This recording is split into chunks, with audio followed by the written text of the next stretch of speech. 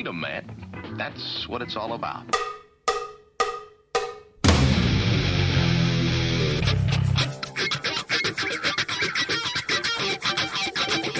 You've got to groove on freedom, like the good book says.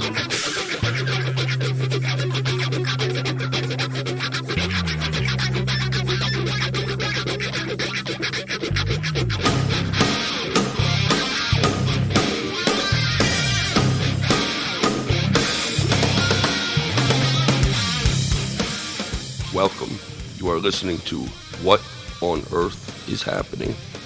This show will discuss the topics of human consciousness, mind control, natural law, the occult, and all issues that affect the freedom of the people of Earth. What on Earth is Happening will endeavor to shine light upon the darkness of our world and to offer empowering solutions to the problems we face as humanity approaches its critical moment of choice. And now, here is your host, Mark Passio.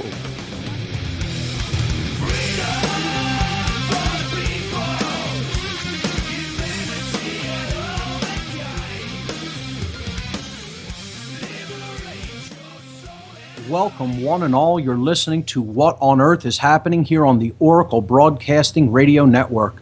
I'm your host, Mark Passio. My website, whatonearthishappening.com. The network's website, of course, oraclebroadcasting.com. Today is Sunday, July 22nd, 2012. This show is live every Sunday from 5 to 7 p.m. East Coast time. Ladies and gentlemen, I have a really great announcement. We raised, through the chip-in effort on the What on Earth is Happening website, the required amount to make this radio show go ad-free for the next 3 months at least. And today, I'm coming at you ad-free. No commercials during the entire show today. So thank you so much for everyone who contributed to make this possible. And the show will be ad-free for at least the next 3 months. We're going to put a chip in on the page to continue this effort and to make the show go ad-free indefinitely. So thank you so much. I can't express my admiration and gratitude for all the people who contributed to make this happen. It shows what you could do when you put some will behind something and really just ask for something to manifest. And people who find this show valuable did put their money where their mouth is, so to speak, and I want to thank them for doing so. So I have a couple of other quick event announcements. I was on Truth Frequency Radio last evening, July 21st, and Chris and Cherie interviewed me for 2 hours on their broadcast for the second 2 hours, the second and third hour of their broadcast. And we talked a little bit about the tragic events that went down in Colorado from an esoteric or occult perspective. And that show will be archived in the news section this week, so look for that. You can download the MP3, download the podcast to go along with that show. I'll be posting it in the next couple of days. Also, the Truth, Freedom, Prosperity documentary night here in Philadelphia will be happening this Thursday evening, July 26th.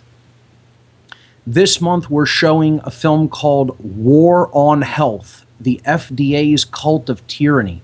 As always, the Truth, Freedom, Prosperity documentary night happens on the last Thursday of every month here in the city of Philadelphia at Essene Market and Cafe.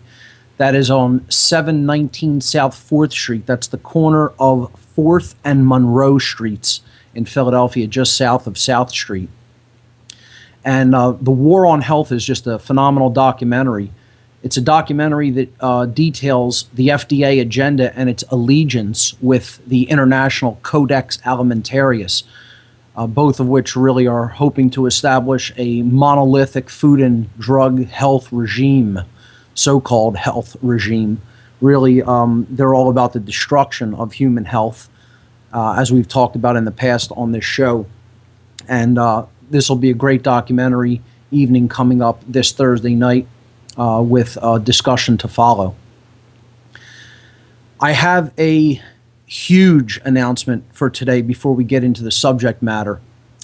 Actually, before I do that, I want to thank my guest from last week, Jasper Jones from the River City to Hydrogen Project. That was a great interview, and anybody who missed it, you can go back and check it out in the archives. It's show number 116.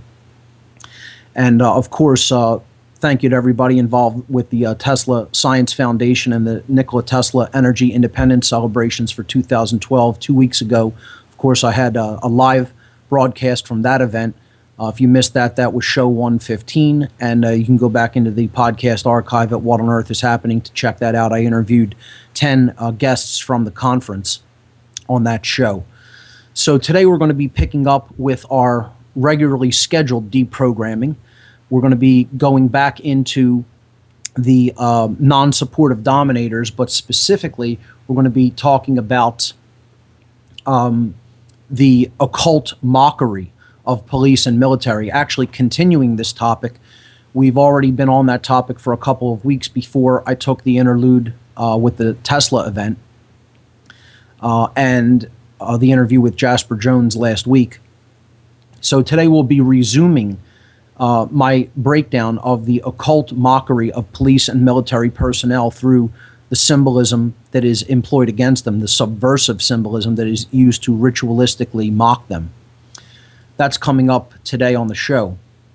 But before we do that, I have a gigantic announcement.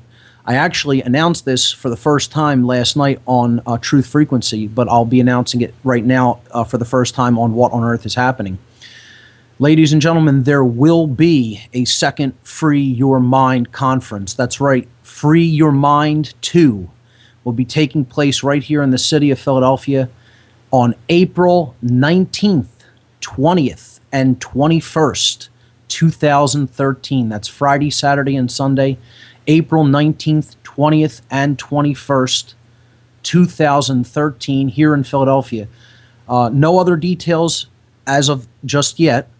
Details will be forthcoming. I'm working on building a new website for the freeyourmindconference.com page, and I'll be archiving the former material, the 2011 material. It looks like we're going to be able to have this conference probably every other year. We'll do it on the odd years.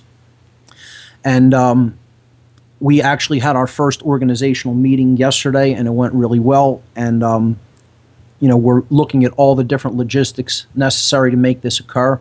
So check out freeyourmindconference.com. Over the next week, it will be changing somewhat because I'll be putting the new interface up. But right now, you can see the old website for freeyourmindconference.com with all of the videos for all of the speakers up there from the conference from 2011. So that's the big announcement. Free Your Mind 2, 2013, April of 2013, here in the city of Philadelphia. Watch for the website details coming up over the next couple of weeks. We'll be announcing speakers as we book them. We'll be announcing a venue. We don't have a venue yet, but we will be announcing one shortly, and we'll be announcing how you can get tickets to this great event. Okay, so I'd like to direct everyone's attention, of course, to my website, whatonearthishappening.com. And there, underneath the player for today's the player for the radio show, you will see images for today's show, and under that you will see the slideshow images that we're going to be discussing today, continuing to discuss, for the occult mockery of police and military personnel.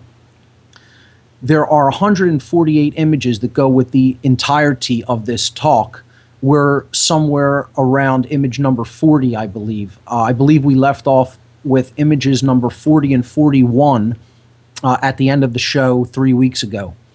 If you missed the lead up to this, the two shows before that, which I believe were 113 and 114, began this discussion on the occult mockery of police and military personnel. This is somewhat of a review in some sections because there's prerequisite material to understand some of this symbolism. So again, I'm putting this down for the record in this format, so some of it may be review. What wasn't review really is some of the things that I talked about at the end of show number 114, which was an expose of the Faustian pentagram. And that's kind of where we left off that show. So I'm going to pick it up from there. As we saw, the inverted pentagram is used when it comes to police and military. We saw it at the White House with the Commander-in-Chief's office, the Commander-in-Chief of the Armed Services in the United States, his office being at the White House, the President, the executive branch of the government. And we saw the Faustian pentagram situated in the street plan of Washington, D.C., directly north of the White House, with the middle point, the downward point of the inverted Faustian pentagram pointing directly at the White House. This symbol is a symbol of war. The North has always been associated with the god Belial and the concept of war and aggression. And as we said, this is the center of the imperialistic aggression in the United States. So it's very fitting that this symbol was chosen for, such an office to be encoded into the street plan. We talked about what the Faustian pentagram was, how it is a pentagram of pacts is really what it is. And I would suggest that the broken arm ultimately symbolizes that the pact of the dark forces within government agencies and the entities that these occult powers really believe in, and some would say worship, but you could say call upon for their power, for their influence over the minds of people. I would suggest that that really represents that pact is not really fully, has not been fully expressed. It has not come to its conclusion. There is still, I guess you could say, powers being turned over to the people who are seeking them, but the fullness of that pact has not been sealed as of yet, represented by the broken arm of that pentagram. And we looked at Manly P. Hall's interpretation of this symbol. This was on image number 39, so we moved on from there after breaking down what the Faustian pentagram was and represented on that show. And we began to move to other examples of the inverted pentagram in police and military symbolism. We looked at one of the most obvious to some. Some people will say, oh, it's just a pentagon. But really, we have to understand the usage of symbolism through negative space. This is how occultists really love to use symbolism in many cases. And the negative space that we're talking about here is the hub of an inverted pentagram, which is what the Pentagon is. I really think if it wasn't so blatantly obvious, they just would have went ahead and made it an inverted pentagram for this building. But they figured, well, that's a little bit too obvious, so let's do the next best thing and take the central hub shape, of the inverted pentagram and make that the symbol, the shape of our building, where we're going to wage war and imperialism from. So if you look at image number 41, it is an animated GIF showing how perfectly within the center of an inverted pentagram the Pentagon building actually fits. It's an exact fit. The dimensions are precise. So I would suggest that's certainly not accidental, and there is occult symbolism through the use of negative space being employed here. If you even look in the center of the Pentagon, there's another pentagon in the negative space. They love that use of negative space. We saw that with the Army five-star generals emblem, which is the inverted pentagram employed through the use of the negative space of the arrangement of the 5 stars. Another example of pentagonal symbolism, or in general star symbol, 5-pointed star symbolism, is the Fraternal Order of Police's logo shown in image number 42. I'm going to break this down later in the presentation on occult symbolism regarding military and police emblems, because there's prerequisite understanding for this symbol. There's gematria or occultic numerology contained in this symbol, as well as Masonic symbolism. So I would just point it out that this is occult symbolism being employed. You, of course, see the all-seeing eye. You see a Masonic grip being employed in the lower right-hand arm of the pentagram. The phrase Jus Fidus Liberatum, justice, fidelity, and liberty. So I would suggest that the Fraternal Order of Police certainly represents none of those things, although they're employing that that phrase on their emblem to try to reel people in to get them to think that that's what this somehow represents. But in fact, we'll see it's really the raising of duality over unity, maintaining an us versus them mentality, and keeping not only their members but the rest of the public confined to the Masonic floor of the house. So we'll look at that after we break down some Masonic symbolism later in this talk. A very obvious, blatant example of the use of an inverted pentagram is the Victoria Police's emblem, specifically as it is used in police hats in Victoria, Australia. So if you look at image number 43, right on the third eye, or in other words, between the third eye and crown chakras of the body, meaning right in the middle of the forehead of the individual, they're placing this inverted pentagram, which we broke down earlier on, I believe it was show 114. We broke down the Victoria Police's emblem with the uphold the right and the crown above it as their word on the sachet below the inverted pentagram. And I suggested that this is exactly telling people symbolically that they're upholding the divine right to rule of the British Crown. They're not upholding the people's rights. This is about as blatant as it gets, an inverted pentagram placed at the third eye chakra location. This is blatant mockery of the person who's wearing this. This is telling them we're putting the symbol of the inversion of spirits, the raising of duality above unity right on your head, right on, as a matter of fact, the place of the awakening of spirit, the third eye chakra. And, of course, I would suggest that the heart really is the center of spirit, but in conjunction with the balanced brain, that's what's really opening. Care in conjunction with the balance of the brain is what's really opening our spiritual vision. And that's represented by the third eye, or the one eye, the all-seeing eye. And they're placing this satanic emblem directly at that location of the prefrontal cortex. In other words, right on the forehead of the individual. It can't really get any more obvious to me, but there are people who say this is coincidental. I think the people who are making this symbolism know exactly what they are doing and are openly mocking police through the use of this symbolism on their body.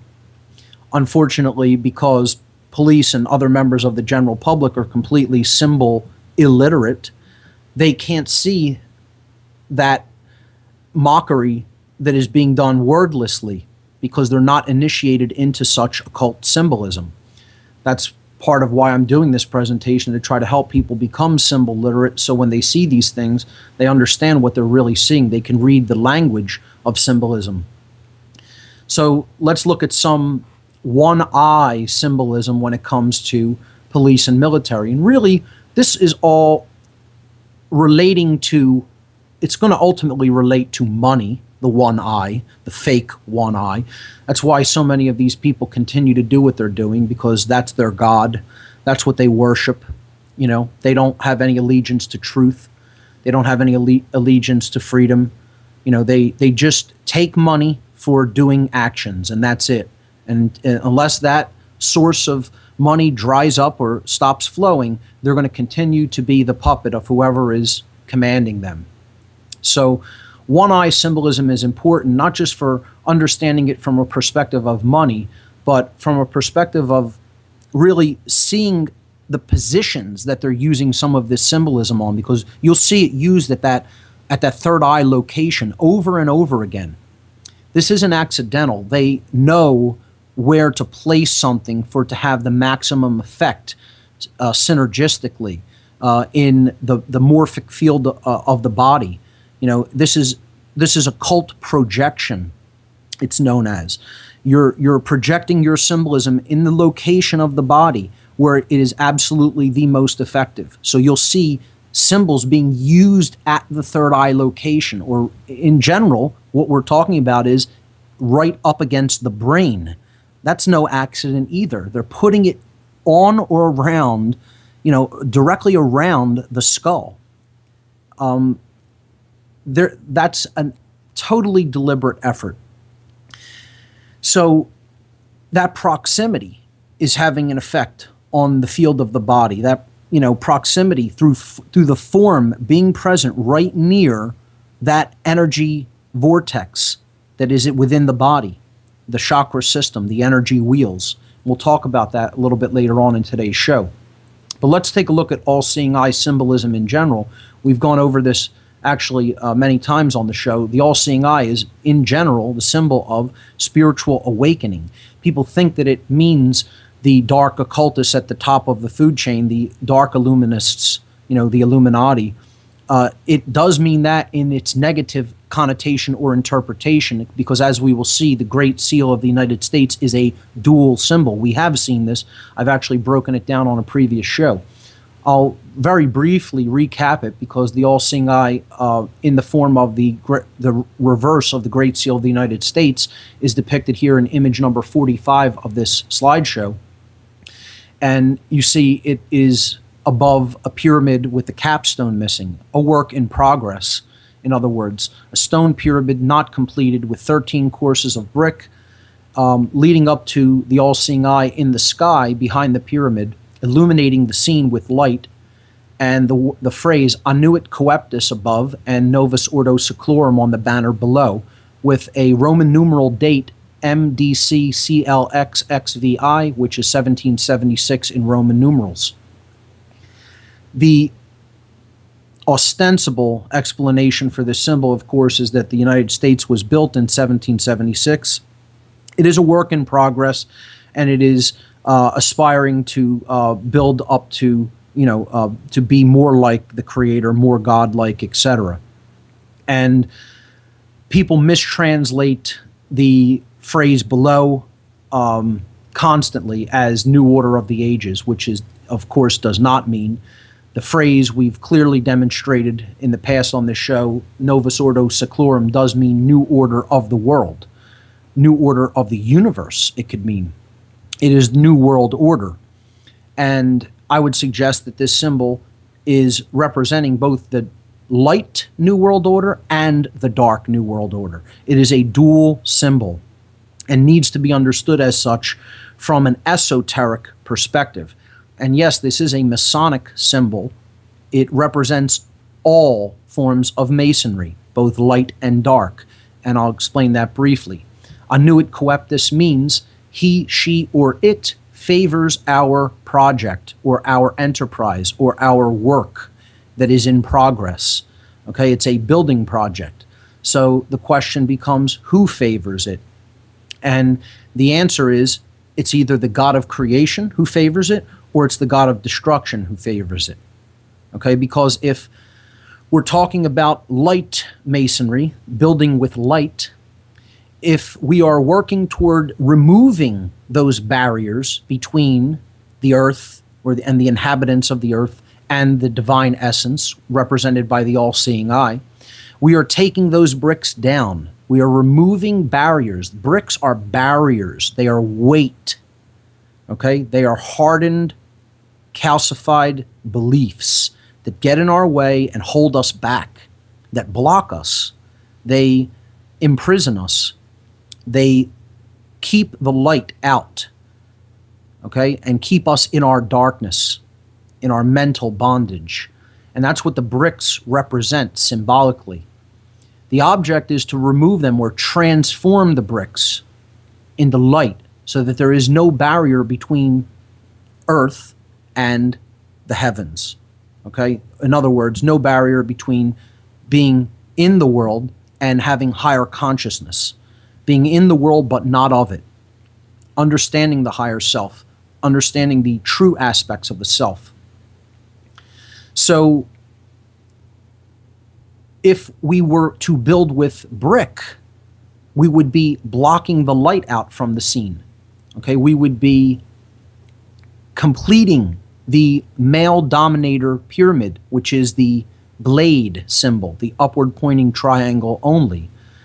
And that would be ultimately obscuring the light, because if you finished this scene, if you finished this pyramid with bricks and built it all the way up to the top, the light which is behind that pyramid, okay, would not come down to the earth. It would be blocked. You would not be able to see it from the perspective that you're looking at, looking from this scene into.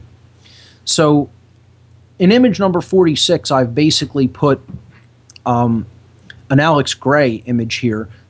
That's one of his paintings that shows the chakra wheels, the chakra vortices in the body leading up to the third eye. And the third eye is brightly illuminating the scene, and the individual is awakened. He has the illuminated halo around his head. This is what this third eye symbol, this one eye symbol means. It represents the awakened center of the being through the heart chakra coming online in conjunction with the balanced brain to awaken the pineal gland and develop true spiritual insight within the individual. This is a great representation of that, and that is what that all-seeing eye actually does represent. In the negative interpretation of the symbol, it also does represent the hidden elite that is controlling things from behind the scenes, the so-called elite, the powers that shouldn't be. Okay, they see themselves as God, as the divine essence of this world. That's the high and mighty image they have of themselves, that have the divine right to rule over people because they think they're better than everyone else. Okay?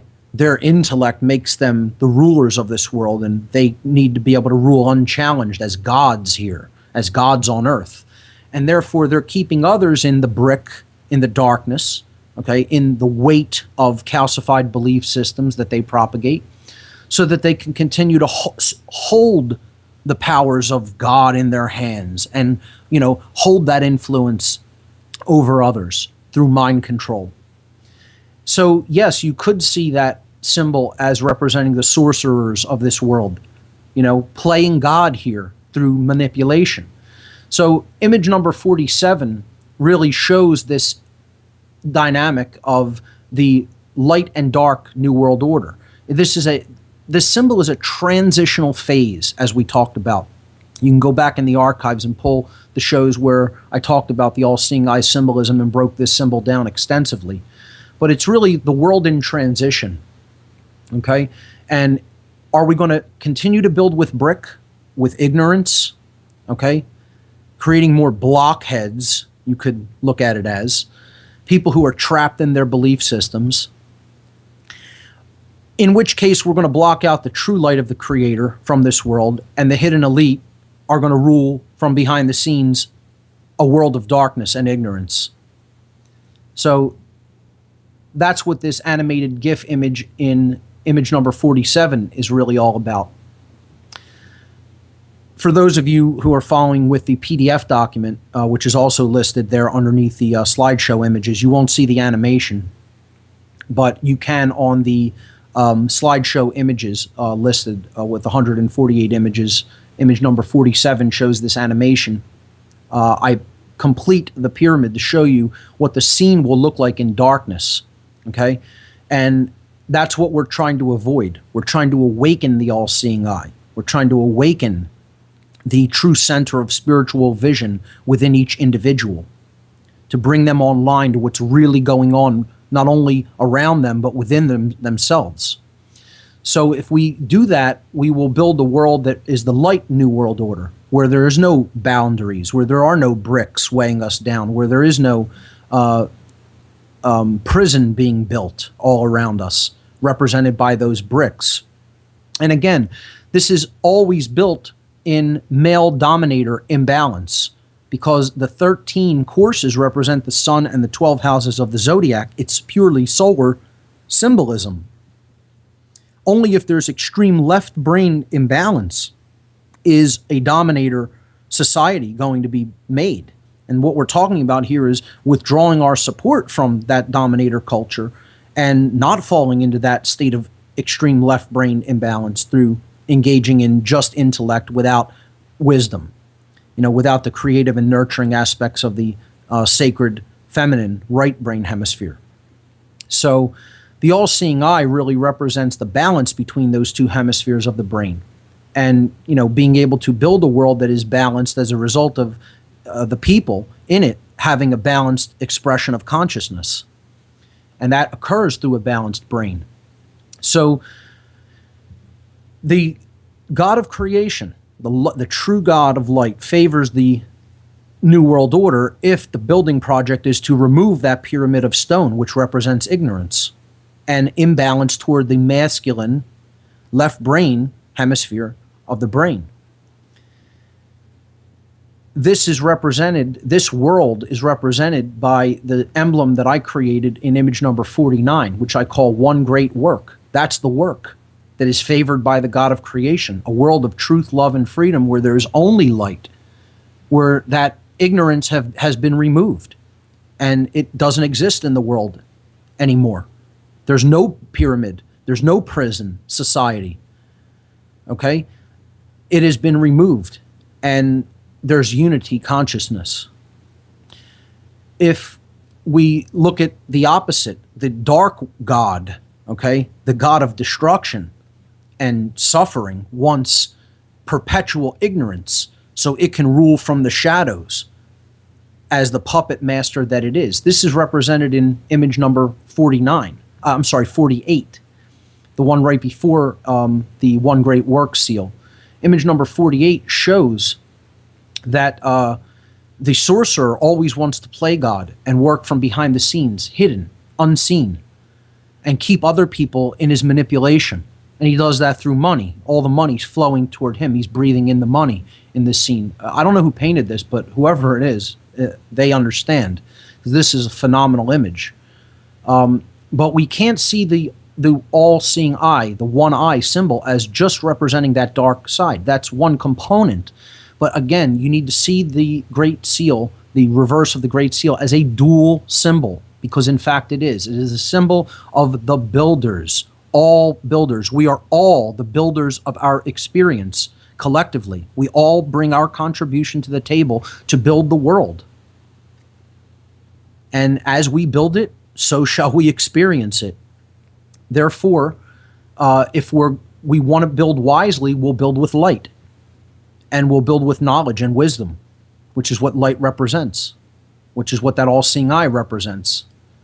If we want to build foolishly, we'll build with brick, and we'll block the light out, and we'll stay in ignorance, and we'll build a prison. And we're well on our way toward doing that, folks, as I've said innumerable times. It's going to take a colossal, gargantuan, Herculean effort of will to turn it around from where we're at right now. Just being honest. But that's the dual symbol that the reverse of the Great Seal represents. What we need to understand is what that all-seeing eye ultimately represents in its original, unadulterated form is spiritual wisdom. The knowledge of ourselves as spiritual beings and being in the world but not of it, being truly awakened. It is the symbol of awakening. And that's why they use it in the ways that they do. They're putting it on something that they're giving to you in this is talismanic magic. This is ancient manipulation techniques in its mind control. That's what money is. It's an ancient talismanic mind control technique to give somebody something and tell them, put a symbol on it that really has absolutely nothing to do with the real value of that, talisman that you're handing them. And in their mind, though, when they see the symbol, there's this subconscious correlation to the symbology on that talisman, and that goes right to the subconscious mind. The subconscious already understands how the all-seeing eye symbol has been represented and used, and it understands what it truly represents. It's like in our systemic ancestral memory. It's encoded within us. This is an archetypal form, this symbol. A triangle with an eye imbued with light, bathing everything around it in light. This is primal. It's a primal archetypal image. The subconscious, we have this already programmed into us at a subconscious level to know what it represents. And when somebody puts it on something, that meaning, that original unadulterated meaning, is actually going right to our subconscious mind. If we're not conscious of it, it goes right into the subconscious mind. If we don't have a working conscious understanding of the symbolism, that's why it's so important to become symbol literate, to understand the meanings and interpretations of these symbols throughout the ages. If we don't have that framework for knowledge, the subconscious mind is going to interpret it automatically. It's going to automatically interpret it. You're not going to interpret it at a conscious level. You're going to interpret it from a subconscious and indeed an unconscious level. And that's what they're doing with money. That's why they put this symbol on the $1 bill. They're associating it with unity. They're associating it with spiritual awakening. They're associating it with balance, most of all, especially through the color green, because green is the middle of the visible spectrum. That's why green is used for money, particularly in the United States, especially in the United States. But money, the word, as we see on image number 50, actually means one eye. It actually, if we just break it down, the word money is one, M-O-N, mono. It's the prefix meaning one, and E-Y at the end, I. We just pronounce it mon-e, but it's mon-eye, one eye. Okay, phonetically, there is no difference, no variance. The mouth is making the same movements. It's basically the same word with a different vowel sound in it. The one eye is used on money. This isn't an accident that the word is structured, is patterned after one eye, and there's a one eye symbol on the actual money, the bill, okay? It's all there to put into your mind that this represents balance of the brain hemispheres. It represents the center of everything being the color green. It represents the awakening process. It represents unity consciousness, oneness. That's why it's on the $1 bill, not on any of the other bills. The all-seeing eye is on the one. There's a reason for all of that, okay? It's there to basically tell you that this bill, this useless piece of paper that has no value, it's not even worth the paper it's printed on, represents all of those things. And it represents none of those things. Zero. None of them. It doesn't represent oneness. It doesn't represent spiritual awakening. It doesn't represent balance. It doesn't represent care. It doesn't represent centeredness. None of it. None of those things. It's all a proxy. They're handing you the fake thing and symbolically telling you it's the real thing. That's what it's for. That's what a talisman does. That's what dark talismanic magic is all about. Now, I'm not saying there's no good use of talismans. There are. But this is a dark usage of a talisman, which is what the $1 bill is. And this is people's God. Let's face it. The reason we're in this mess as a species, that humanity is even in the predicament that it's in, is because money is people's God. That's the main overarching reason. And they don't want to take personal responsibility for their actions. That goes hand in hand with all of this. If somebody pays me, they did it. I'm just doing my job. I'm being paid to do this by someone else. So I completely unthinkingly follow orders. That's the dominator mindset. That's the puppet of the dominator mindset. Oh, the one above me is really doing all of this. We talked about trying to get out of personal responsibility, trying to abdicate personal responsibility to someone else, and it can never really be done. But this is what they try to argue that can be done. It's just, I'm just doing my job. I'm following orders. And of course that holds zero weight. It should never be accepted as a justification for wrongdoing and doing harm to others. And yet there's still people who out there who believe that somehow makes it okay. That you can go into an institution and say, well, they're going to command me. I'm not going to exercise any judgment. All my thinking gets turned off and I just act blindly. We're going to talk about acting without thinking or feeling in this presentation because that's a huge part of it. And they're mocking people symbolically, as we'll see, based on that very dynamic. How you're an actor without thinking or feeling. And the dark occultists actually detest that more than anything else. Yes, they are getting people to do those things, but in other words, they have such a loathing for somebody who cares so little about themselves that that's how they would behave. They just look at them as an animal, as just less than an animal. A lot of animals don't act like that. You know, they look at them as the lowest of the low, the scum of the scum. And in a lot of ways, like I said, I can't wholeheartedly disagree with their worldview when it comes to that. I think people who act like that are trash. It's a self-fulfilling prophecy. You don't want to think for yourself. You don't want to take responsibility for your actions.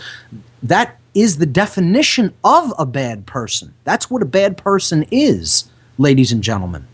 We should stop trying to allow these people off the hook by saying, oh, they didn't know or they were just following orders. That's the worst way of being that you could possibly be in the world. That is the definition of a bad person. That's what makes you a bad person, is that you're an order follower. The definition of a bad person, I mean, in simple terms, is somebody who acts without thinking or feeling. And that's what an order follower is. You just act. You're not paid to think. You're not paid to feel. You know? You just do because I said so and I'm paying you. So, you know, money as this talismanic proxy, occultically, is used as the justification for this immoral behavior of dominators all over the world. And I call it, I'm showing a stack of different denominations of money from all over the world in image number 51, and then I overlay it in image number 52 with the phrase that this is the most powerful religion of this world. And image number 53, I put really what it ultimately is it's the God of this world. This is what people worship as God. Money is the ultimate religion. It is the ultimate unchallenged dogmatic belief system that operates worldwide. It is the universal world religion. And I would say right underneath that, neck and neck with it, is the second universal world religion, which is authority, the belief in authority, that some people have authority over other people and can command them as masters, you know, can command their slaves as masters just because they're who they are. They are in a position of authority. This is also a universal religion. Both money and authority are completely illusory. They're based in illusion. They're based in a deranged imagination, the abuse of imagination, okay? The dark usage of a gift that humanity has been given to improve itself and improve its conditions and improve our world. And when we go into the abusive aspects of the imagination, not using it wisely but using it foolishly, we invent things and then start imbuing them with power through our belief, and it turns into a religion. And that's what money is, and that's what authority is. These are religions. And in the true sense of the word, the verb relegare in Latin meaning to hold back or to thwart from forward progress. The things that are ultimately thwarting this species from forward progress in consciousness, from forward evolutionary progress, is the religions of money and authority. That's it. Money and government. So money drives it all. It's the God of this world. This is what people have taken as their God. And here's a simple equation, ladies and gentlemen. It can't really get any easier than this.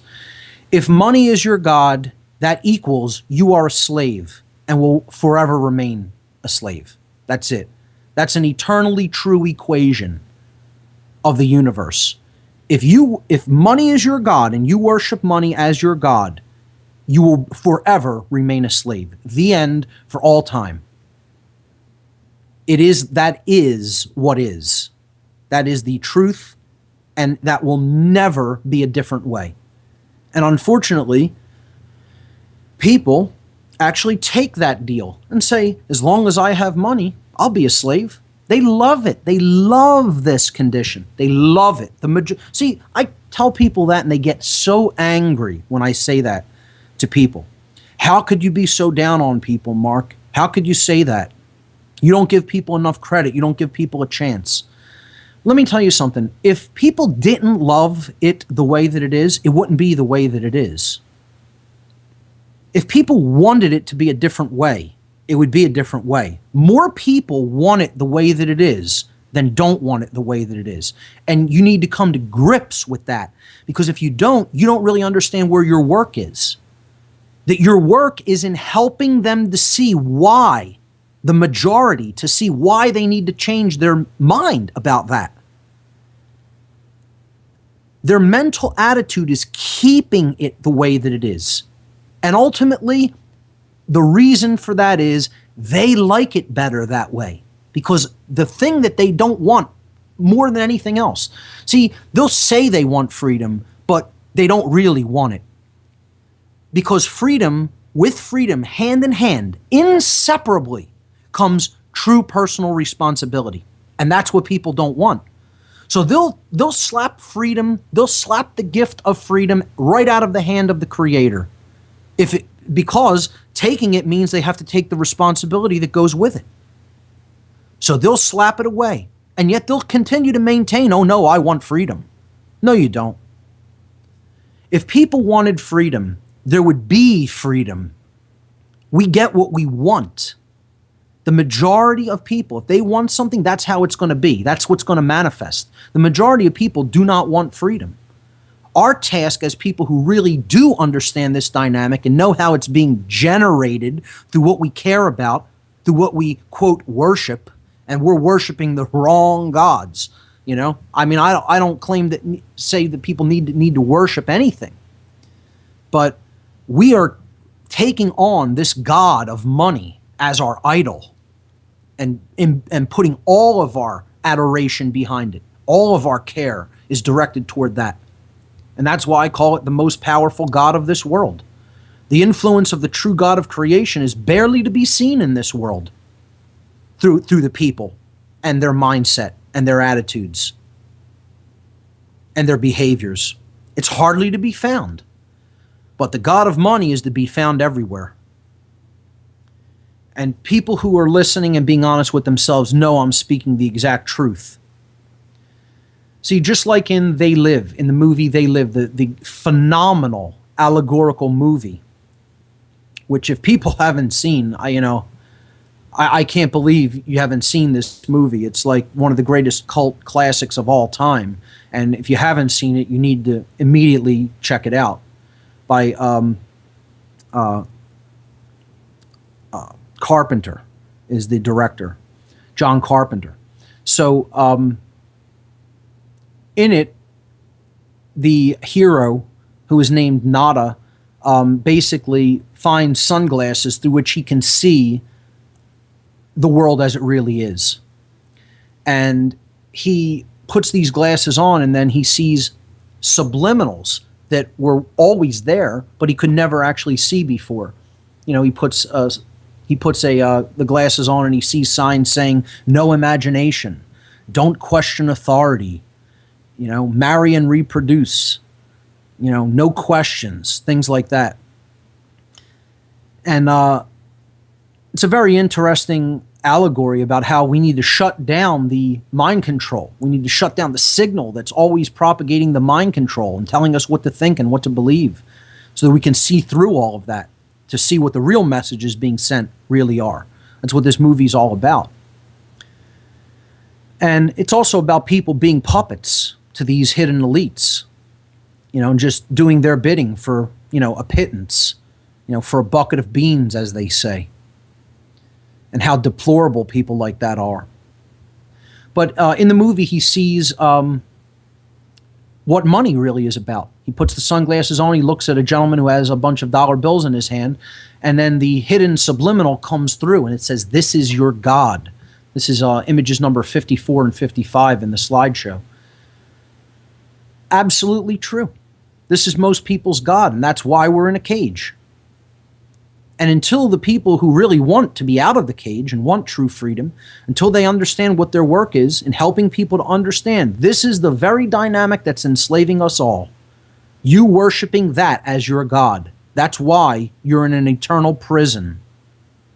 Until you change that mental attitude, you're going to be in a prison for a long, long time. And unfortunately, you're chaining the rest of us who don't want to be in a prison in here with you. So, money is the great motivating factor. It's people's God. It's these police officers. That's their God. Money and authority are their gods. They don't have any connection with the true higher self. They have no connection with the great spirit of oneness. None. Many of them don't believe in God at all and are total atheists, and they're also moral relativists, and they're also social Darwinists. All of these poisoned ideologies, that are completely building the male-dominator prison society that we're all going into, and the door's getting slammed shut behind us, locked down tight, and the key's getting thrown away. As long as those are our mindset, if that's your mindset, that's the prison you're going into. That's just how the dynamic of cosmic spiritual law works. That's it. And yes, it is knowable that is how the universe is operating, that you are bound to higher cosmic law, which I've called natural law.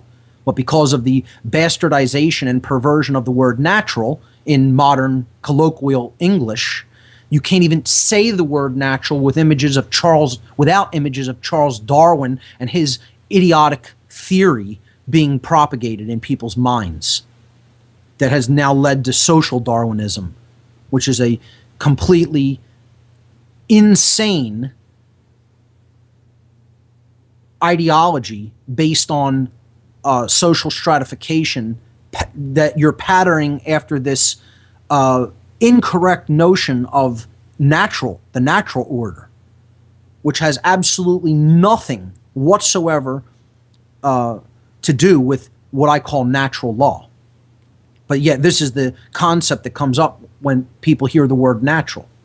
That's how completely overtaken and seized the word natural actually is in language.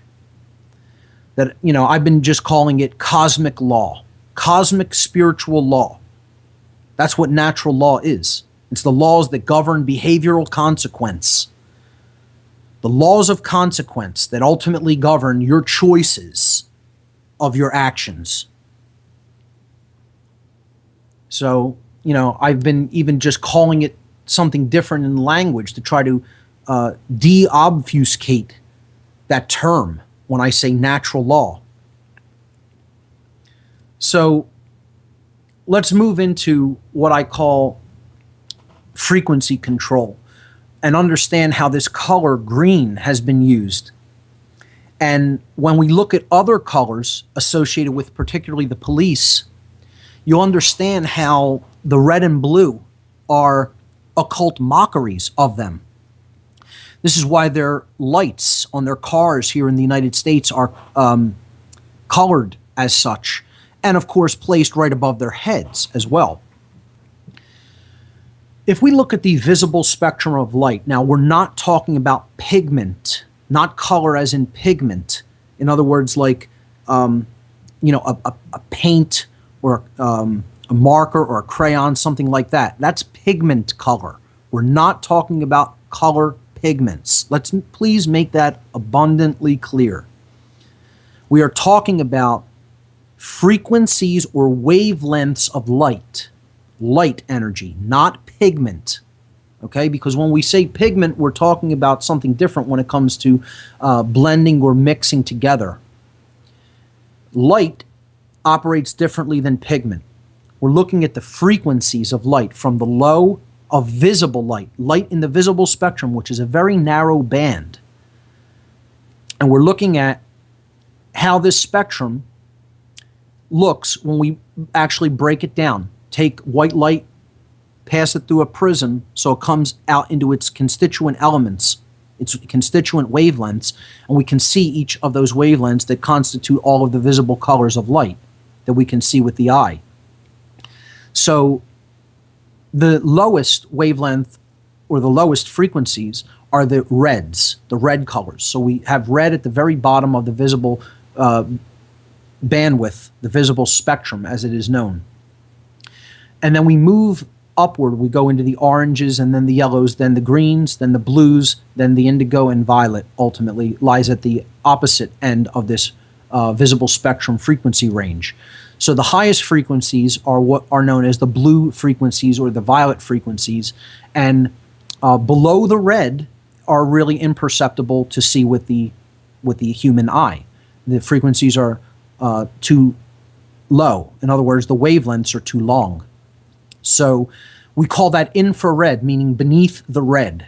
And then frequencies that are above the visible spectrum that can't be perceived with the human eye because their frequencies are too short, frequencies are too high, the wavelengths are too short.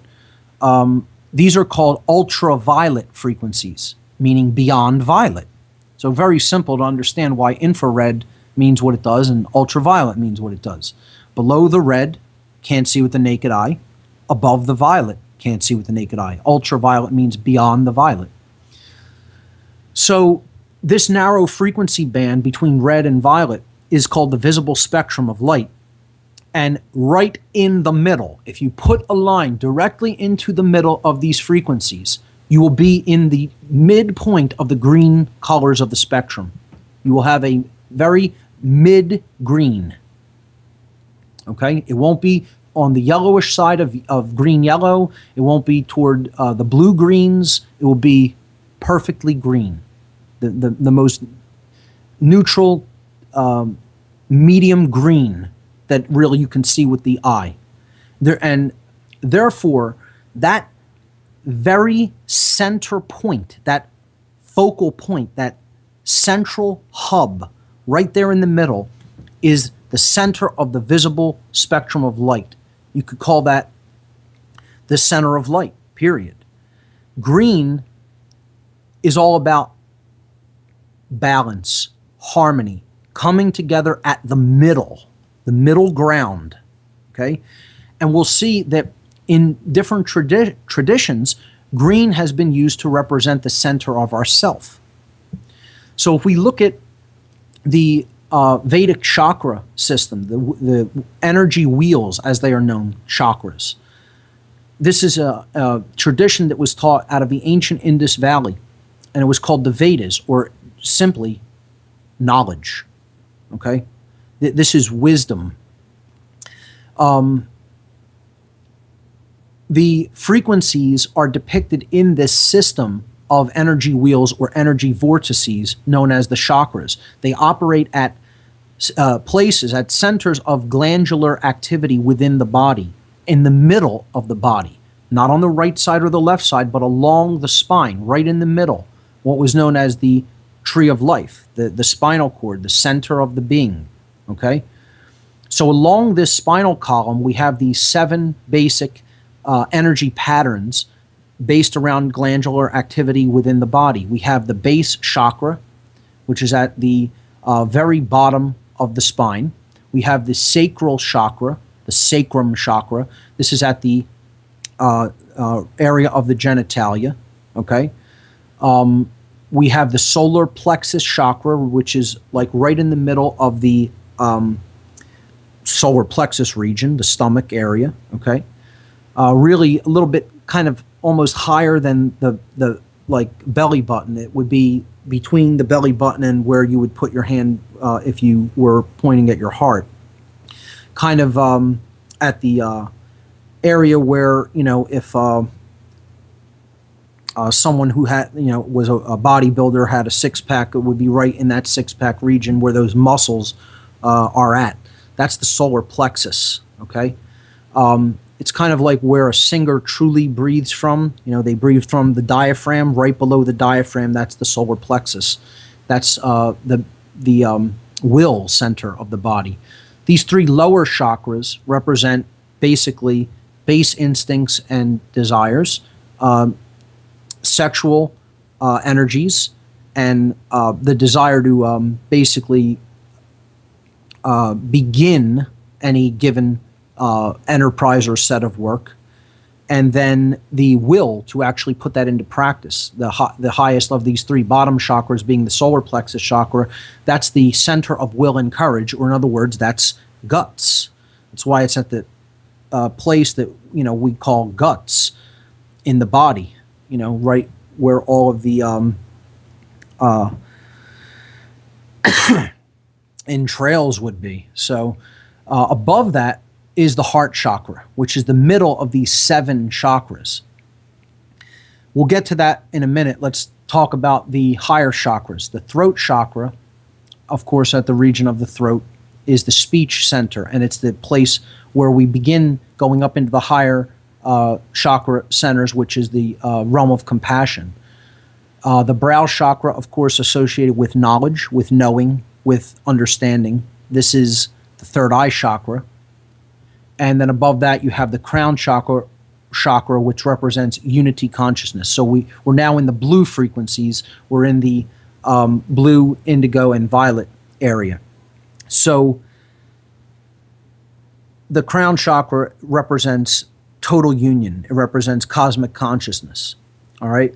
Non-duality, total non-duality. The heart chakra is the central fulcrum, once again. It's the focal point. It's the middle of all of these, and of course you see it's the color green. So we started with the lower frequencies, red, orange, and yellow. The higher frequencies were blue, indigo, and violet, but at the very middle is the heart chakra. Okay, and this is colored green in this system of knowledge, which represents self-knowledge. That's what the chakras are ultimately all about. They're there to teach you about, this is a system designed to teach people about aspects of themselves. And the heart is placed at the center because, one, it's the center of the physical body. It's right in the middle of the torso. Okay, and this is the prime generator of our experience. What we care about is what ultimately manifests itself. If we don't have care, true care, we're not going to manifest anything that's good for us. We're not going to manifest order. We're not going to manifest what we really want. We're going to manifest something quite different from what we really want, and it's going to generate a lot of self-inflicted suffering if we don't truly develop this center of the self. I show this a little bit better in the next image, in image number 58, because this is showing you the locations of these chakras on the body and their associated frequencies of light, along with the original names for them in the Vedic tradition. So the Anahata chakra is the heart chakra, and this is what we're really talking about as being the center of the self. Yes, the all-seeing eye is a symbol of centeredness and a symbol of awakening, but that really doesn't come online ultimately until we've made a connection with the heart chakra, with true care.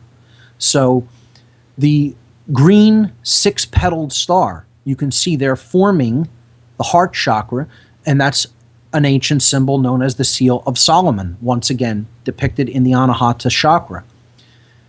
It's the chalice and the blade united. In other words, the sacred feminine coming together with the masculine blade. The feminine chalice being the inverted equilateral triangle piece of the star, coming together united with the upward pointing, pyramidal shaped masculine symbol known as the blade.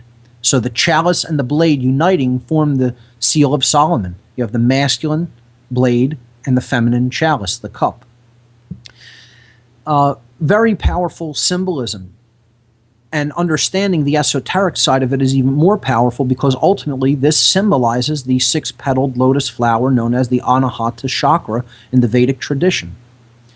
So the heart is the center of the self. That's where true balance is ultimately born. Yes, balance has to be created in the brain, but if it doesn't have a connection with the heart chakra, the energetic connection to the heart, it's all going to be for naught.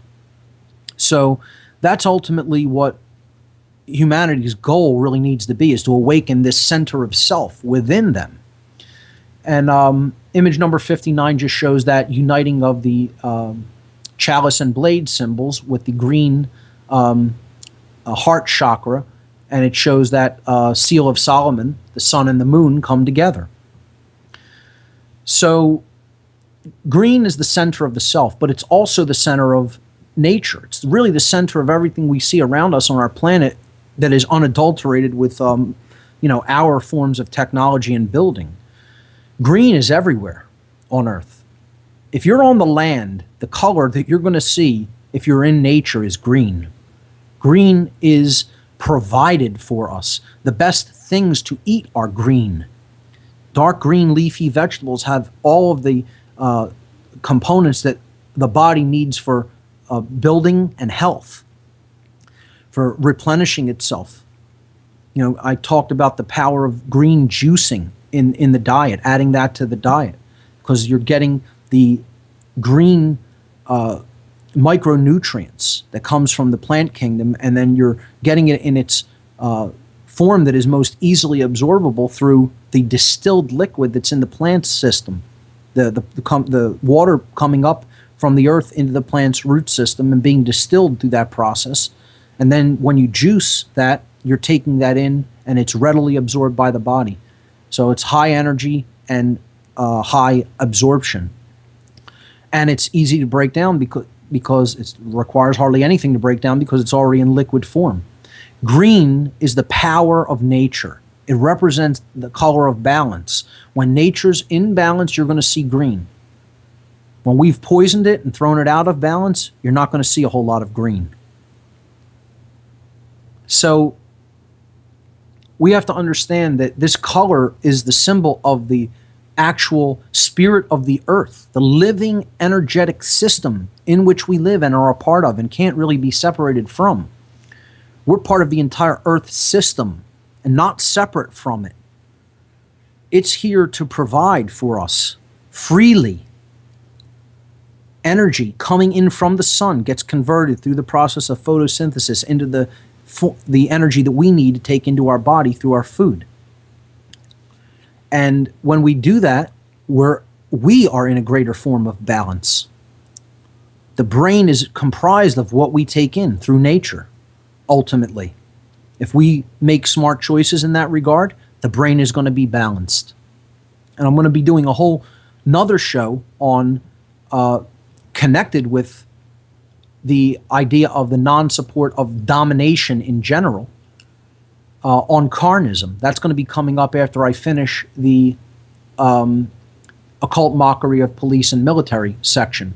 And then I'm going to have one more section after that coming up on what on earth is happening. I'm going to have a show, probably one show, maybe a second, but I'll probably be able to do it in one show.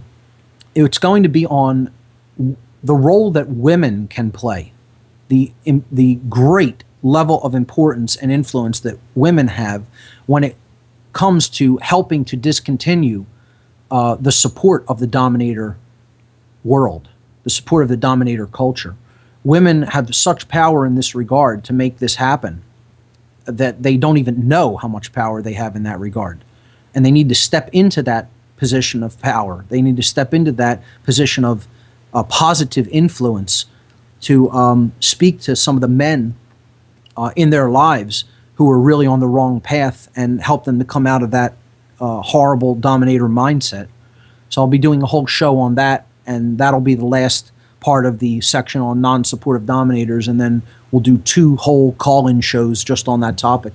We'll be able to even do that ad-free now and have 2 complete ad-free call-in shows on this entire section in several weeks.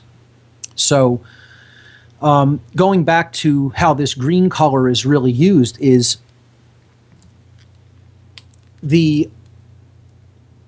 when we look at the manifestations of consciousness, the aspects of consciousness, thought, emotion, and action, and then how they have physiological expressions in the body through the brain, we saw, of course, the left brain hemisphere is the masculine side, solar, or we could associate that with the masculine symbol of the blade. But also, the red frequencies are associated with that side of the brain because the red frequencies are all about physical world identification. They're all about paying attention, concentration, alert, being on alert. This is associated with waking consciousness. So the red frequencies have always been associated with the left brain. They're ascribed to left brain,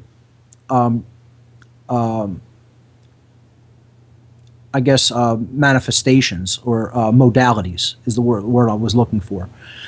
The right brain modalities are always associated with the blue frequencies. So the color blue is associated with right brain modality. We have the creative and imaginative side of the brain when we're talking about the right brain hemisphere. Now, we're not talking about, again, pigments of light. We're talking about color frequencies. The reason blues are given to the right brain is because this is the more open side of the mind. This is the part of the mind that takes in everything and doesn't filter it like the left brain does. This is the part that is open and absorptive, I guess you could say. It is it's passive in a way that it receives everything, whereas the left brain outputs things through a filtration system, which is called logic. But the right brain is extremely important in this regard because it acts as a gathering mechanism. When we're first taking in any information, we have to have this part of the brain active, functioning properly, and open to all possibilities. And that's when it's operating properly, that's how it's going to pass information, holistically taken in information, so that all sides of it can be seen into the left brain for the filtration process of moving it into the level of understanding, being able to process it and break it down analytically so that it can be properly understood. That's why this parallel processing unit known as the right brain is so critically important to have working properly. So this receptive quality has always been associated with the color blue. So blues represent a taking in or an open-mindedness. If you're going to, want somebody to be paying attention in the form of, you want them to accept something. You want them to at least entertain it, even if they don't completely accept it or believe it. Even if you're not asking them to believe in it, you want them to hear it with an open mind. Blue is an excellent color to employ because it's saying to the brain, open, take this, hear this, see this. I use the color blue deliberately in that regard, not because I'm trying to get people to immediately accept or believe what I'm saying, but because I want them to hear it with an open mind. That's not an accident. I also use the color green in the color from my site because that's associated with that color of balance. But blue is the biggest color I would say that I employ through the What on Earth is Happening site and also the Free Your Mind site because it's all about helping people to be receptive enough to take the information in without prejudging it first. Then they can pass it to the logical aspect of the mind and engage the filtration system to take what they want to take and leave the rest. But the feminine side of the brain associated with the color blue and with the lunar principle, the moon. So we have the sun and the moon, again, the Temple of Solomon, which is the whole brain, and the masculine symbol of the blade, I show here in red on image number 61, and the feminine symbol of the chalice, shown in blue, associated with the right brain. This is on slide number 61, with all the different modalities of thought form that each one of the brain hemispheres make possible. Blending them together, in other words, using both brain hemispheres holistically, not one being dominant over the other, represents the coming together of these light frequencies, not pigment, but light frequencies. In other words, it is joining the left and the right, the marriage between the masculine and feminine, the alchemical wedding as it has been called, coming together to form the balanced, the holistically balanced brain, which is what real intelligence is all about. It's not just intellect, which is a left brain principle. It's not just intuition, which is a right brain one, but it's the merging of those two modalities coming together to form holistic intelligence. This I symbolize by the green seal of Solomon, the six-pointed star of the chalice and blade united and coming together in the middle of the frequencies of light, which is the green color of the visible spectrum, which represents balance. So the center of consciousness, the center point or balance point of consciousness, is also represented as green. The reason that money is colored in this capacity is, again, to project through proxy, through this talisman, that form of balance that we're talking about, that idea of balance and centeredness in consciousness, and also representing something that is good for everyone in the form of it's natural. This is nature is providing it, because we're coloring it the same color as nature colors everything that's really good for you. We're putting the all-seeing eye on it to also represent spiritual insight and wisdom and balance. And ultimately, as we've said, none of that is true. It's all proxy. It's all there to convince people in the subconscious that that's what this monetary symbol, that's what this monetary bill actually means for them, actually represents in their life, when in fact it represents none of that. But we see this splitting toward red and blue in other aspects of our life, because ultimately that's what they want to do. That's what money really does, is keep us imbalanced in the brain. It keeps us chronically in a state of either left brain or right brain imbalance. More likely, money will push people toward a form of left brain imbalance.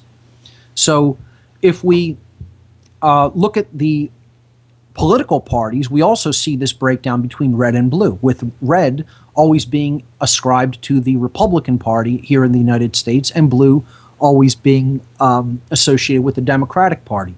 So you have a red elephant and a blue donkey. There you see 5-pointed stars placed on both of them as well, again representing sovereignty and higher consciousness and self-ownership, none of which you're going to attain by going into one of these political parties or even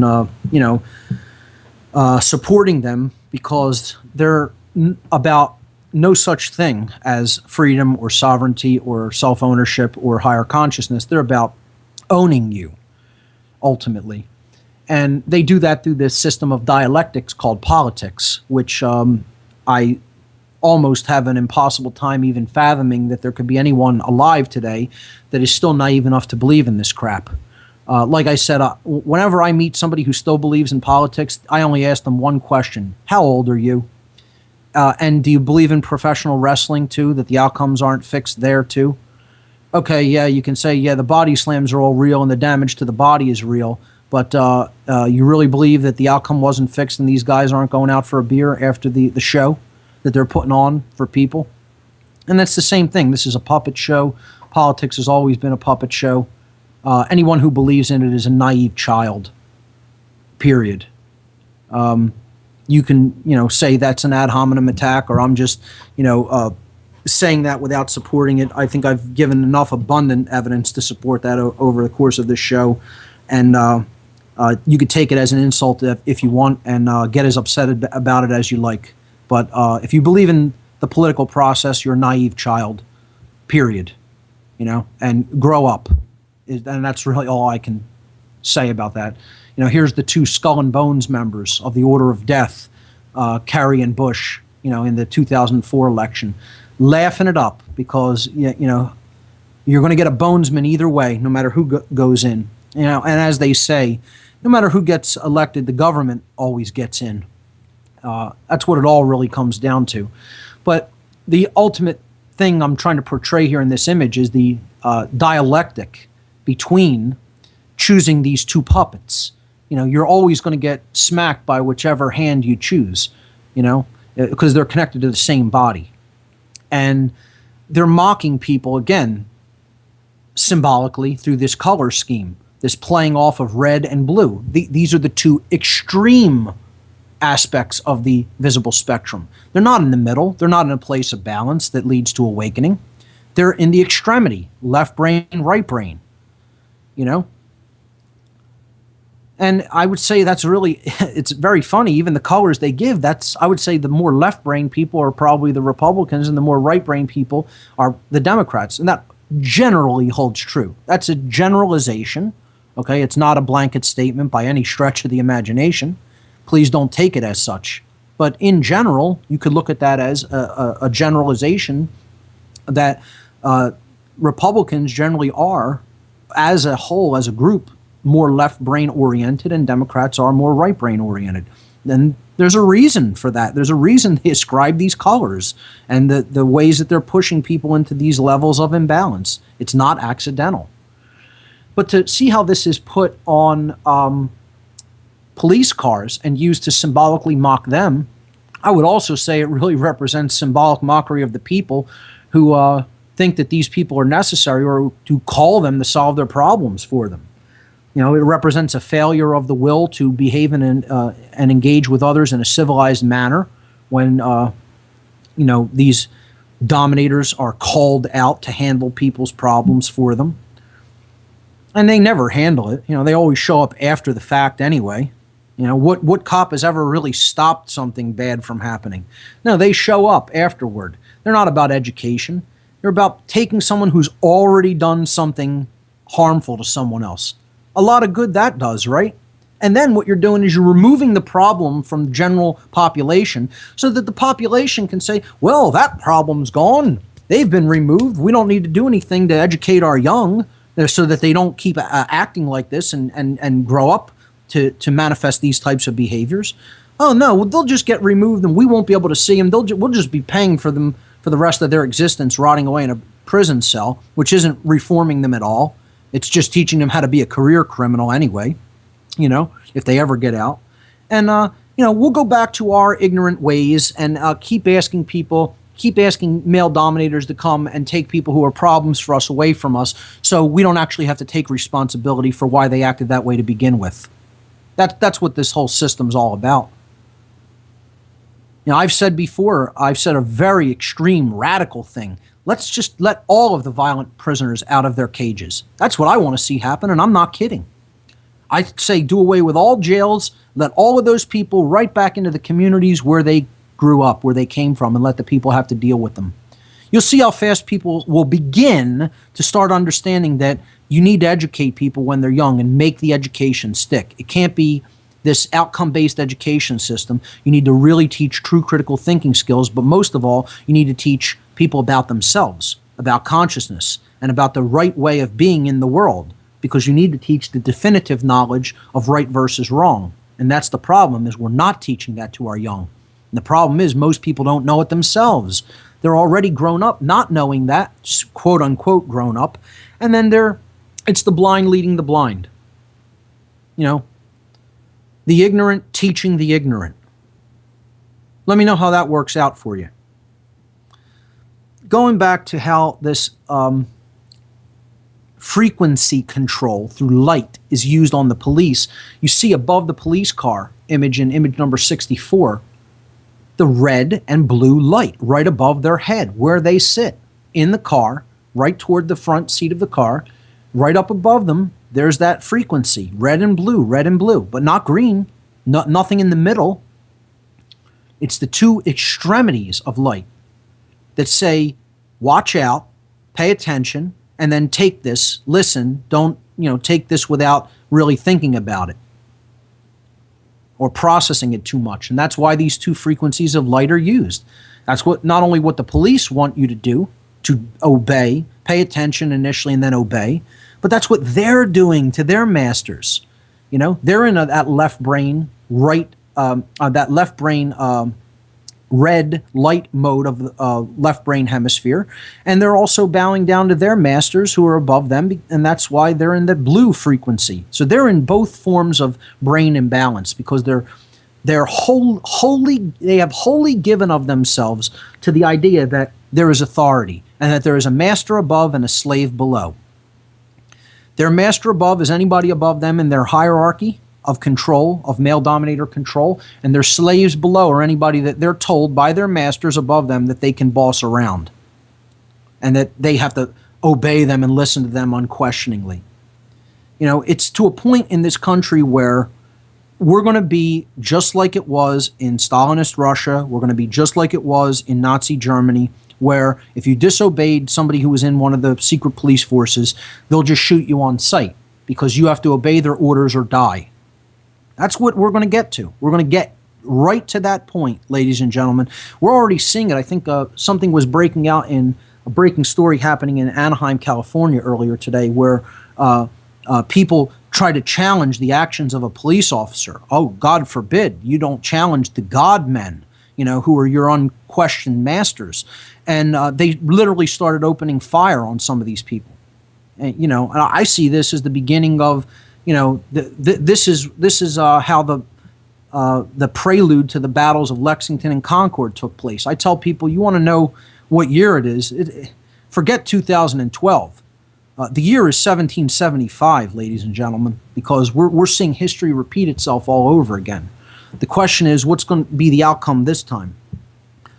But it's an extremely dangerous precedent that's being set, and it's because of the mindset that these people operate in, that there is authority. That's their religion. Their religion is money and authority. And they just, believe in the concept that there's people I take orders from and there's people I give orders to. And that's it. It's the chain of obedience, not the chain of command. Chain of command is meaningless. It's the chain of obedience. They obey and then someone must obey me. True freedom entails getting out of all of that, where there's no master above you and there's no slave below you. And Michael Tesseract always talks about that. He uses that phrase. The hard part about it is being no slave below, because people still want to maintain control over something because they don't have total control over themselves and their lives. So that's one of the things that people have to understand, is that real freedom isn't just about having no masters. It's about having no slaves either.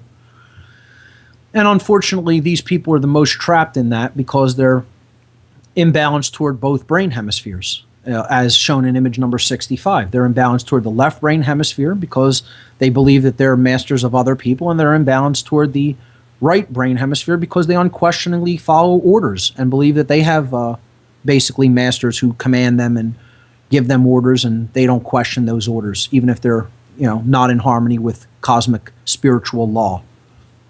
So image number 64 and 65 really go a long way toward showing how this frequency through light operates on police and is a symbolic form of mockery on every police car here in the United States.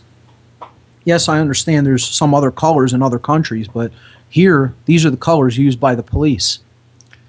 And this is where the satanic New World Order system is set up the most strongly, believe me.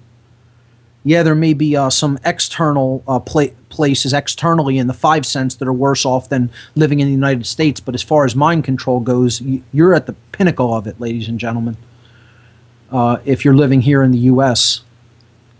The boys in blue, as they are called, another form of ritualistic mockery, putting them in their blue shirts because blue is the frequency of basically operating in right brain imbalance. And they want other people to be subservient to them through seeing that color. So that's, a dual form of this mockery. They're wearing it, showing that they're in subservience to their owners above them. And then people who encounter them and interact with them are seeing that color blue, and therefore they're going into that right-brained subservient mode. So the whole concept of the Blue Lodge, where you see the Fraternal Order of Police operating. It's one of the affiliate organizations with Freemasonry and the Masonic hierarchy in general. You see these first 3 degrees called the Blue Lodge system, degrees 1, 2, and 3, entered apprentice, fellow craft, and master mason. Most police never go beyond those degree systems, which are very low in their knowledge, but have often the most people, numbers-wise, engaged in them in the lodge system. And again, this is what is called porch masonry, the portico of the temple. Okay, they're not really in the temple; they're on the porch. They're on the outside. You can see that's even depicted as the first 3 degrees here in this pyramid system depicted almost as a porch where people are standing out in front of it, but they're not at the apex. They're certainly not inside or at the apex of that hierarchical structure. I have a problem with the whole lodge system of Freemasonry in general. I've talked extensively about esoteric Masonry and how I am an initiate of that tradition, but not lodge Masonry, which seeks to stratify and create hierarchy and compartmentalization, which I don't think Freemasonry in its true original intent and its original tradition was ever intended to be. It was intended indeed to be an allegorical and a system of allegory and ritual to truly convey concepts of self-ownership, sovereignty, and morality.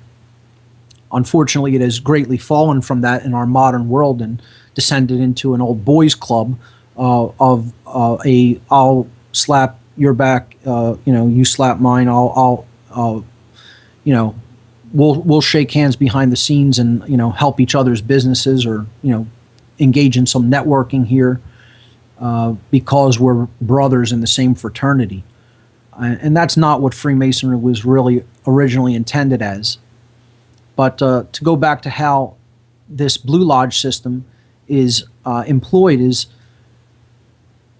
they're porch masons in the Fraternal Order of Police. Most police officers don't really understand, if they get involved in Freemasonry at all, what it really is at all. They have no idea what it is. They never learn about what real, true, esoteric Freemasonry is. Certainly in the very low degrees of the lodge system, they're not going to receive that knowledge. And that's where this term third degree is coming from, being given the third degree. It's a dominator mindset.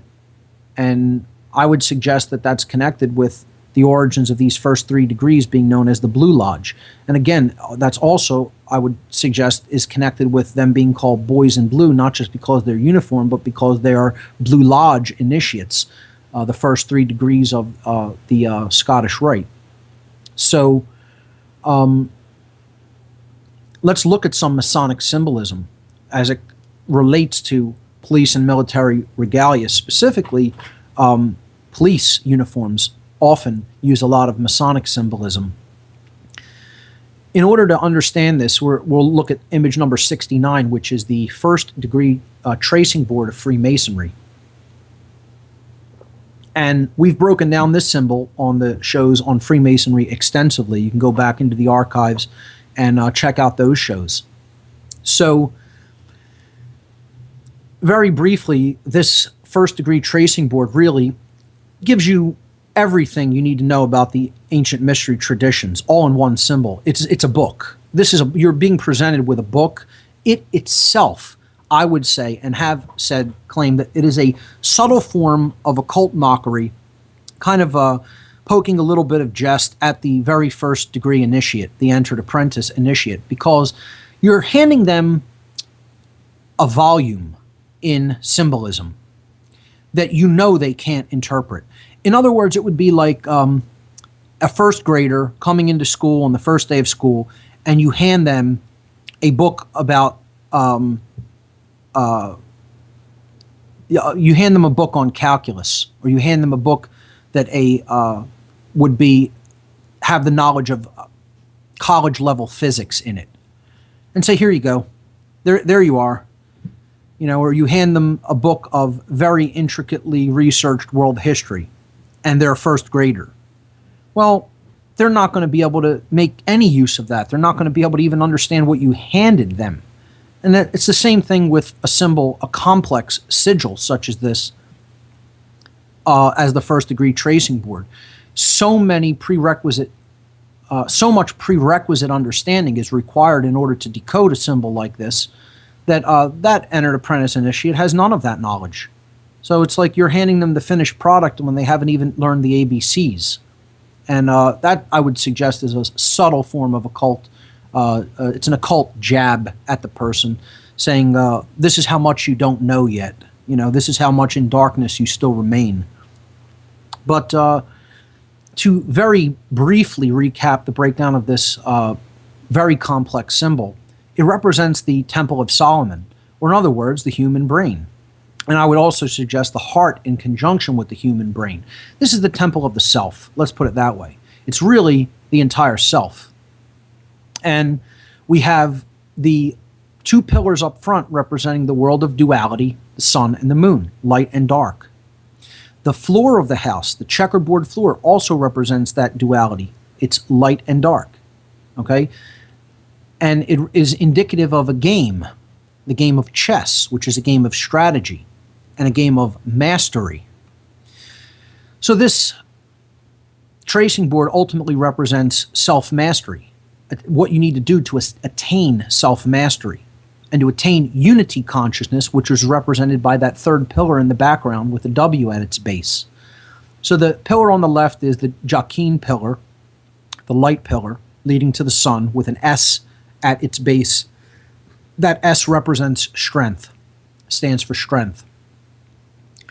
And it has a level at the bottom of it, which represents knowledge, helping us to level ourselves, to help come to a place of balance.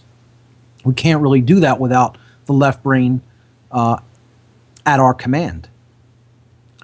The right pillar is the pillar of Boaz, the dark pillar leading to the moon, and at its base it has a B, which symbolizes beauty. And this is the right brain principle, and you have at the base, you have the plum, which symbolizes uprightness and morality, and basically guiding our actions upward. It's the measure of the level of whether something is truly upright at a perpendicular. So this aspect represents compassion. We need to put both of these together. We need to have the left brain aspects of logic and knowledge placed together with the emotions and compassion and the intuition of the right brain, if we're going to make the climb out of base consciousness toward unity consciousness and ultimately toward the light. And that middle pillar with the W at the base represents the pillar of wisdom. So strength, beauty, and wisdom. Some would call it the pillar of will. You see at its base is the upright square, not the inverted square, which represents ignorance, which represents being on the floor of the house, which represents base consciousness. But it's upright, which means you're achieving self-mastery through this climb out of the material identified world and the world where you don't really understand light from dark, where you're trapped on that game board floor, the checkerboard floor, and you're making that climb up the ladder, which is known as Jacob's ladder, and sometimes this middle pillar is just simply referred to as Jacob's ladder. You encounter the three initiates on the way up the ladder, and I would suggest that represents thought, emotion, and action. Thought helps you initially get off of that game board floor. You're being initiated up into knowledge, taken above to a higher level of understanding. But care is in the middle. It represented, here we go, with the color green. The green initiate represents the heart, right in the middle of the self. That's why it's on the middle of the ladder. And that's what truly grants us access to the higher levels of consciousness, is care. And it has a key dangling on a string. The key represents that care that is dangling by a thread. People of the world are trapped in apathy, and therefore care is in a precarious position, dangling by a thread. But that key is the key to the Stargate. It's the key toward the true light of the sun, okay, and the all-seeing eye, because the middle pillar is on the all-seeing eye. It's saying that the way through to the all-seeing eye is through the sun.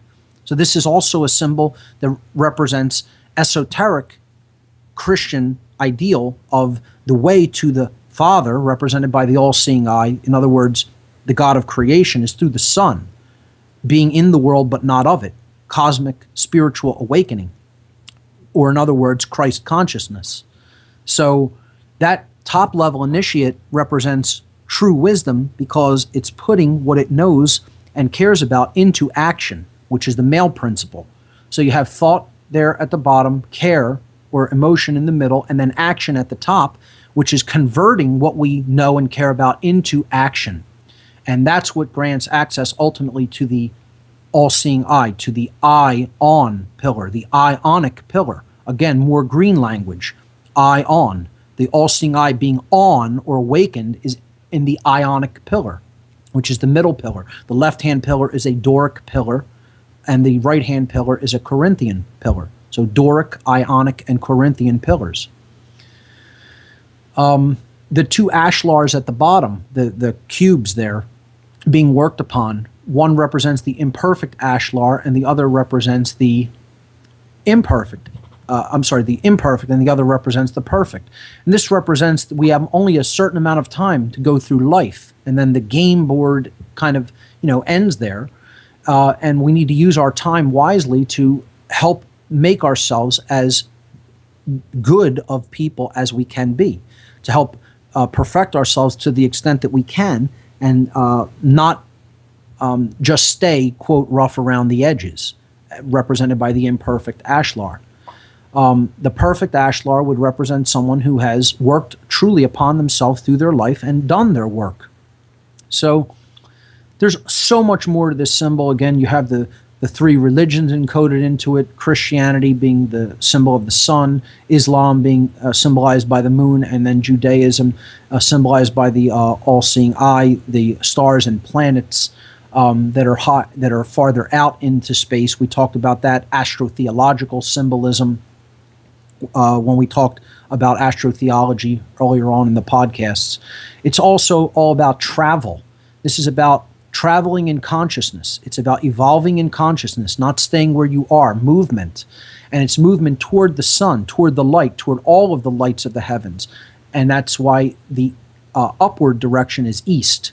And if you're traveling toward the sun, you're traveling east. If you're traveling away from the light, that would be westward travel, and that's away from the temple. That's not going within into the temple of self. That is going without, which is not a place that we're going to find answers and solutions to our problems. We need to travel east.